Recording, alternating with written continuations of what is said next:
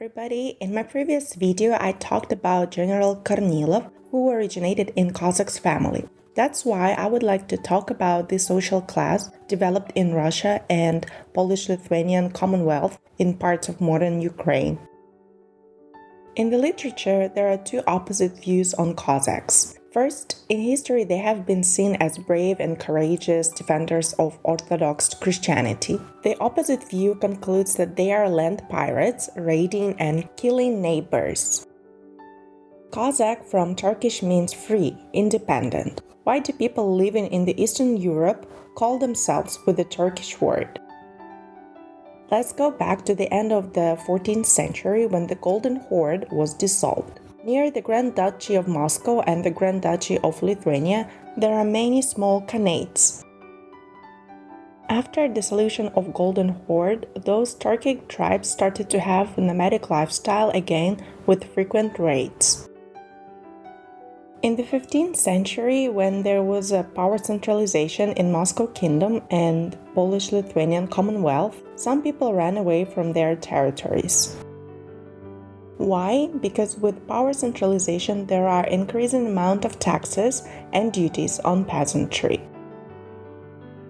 So they migrated to the territories where there were not many people and thus no governmental control. So it were the borders. In old times, borders were not as protected as it is nowadays, so there were no government representatives nor taxes. In Polish-Lithuanian Commonwealth, they settled along river Dnieper and later organized themselves in the entity of Zaporozhskaya Sich. In Russia, people ran south to the river Don and Kuban. In those areas, they assimilated with Turkic tribes and became called as Cossacks. Cossacks is not an ethnicity but a social class. Ethnically, they are very diverse. They can be Slavs or Turks. At first, Cossacks refused any agricultural activities. They fished, do cattle breeding, and raid. As they lived at the borders, which were not always peaceful, Cossacks started to organize in groups. At the beginning, all wealth was owned collectively. Everyone had a vote, including women. They chose hetman or ataman as supreme leader. He was chosen only for 1 year to prevent usurpation of power. Atamans could be removed. The decisions that affect all community were discussed with everybody and voted for. Anyone could become a Cossack, despite of ethnicity or social class. But these free independent men posed a big problem for monarchs. As they were free, they could choose a side to which they offer their military service. Sometimes it can be a side of Russian Tsar, sometimes his enemies. Thus, the Tsar wanted to submit Cossacks to his will.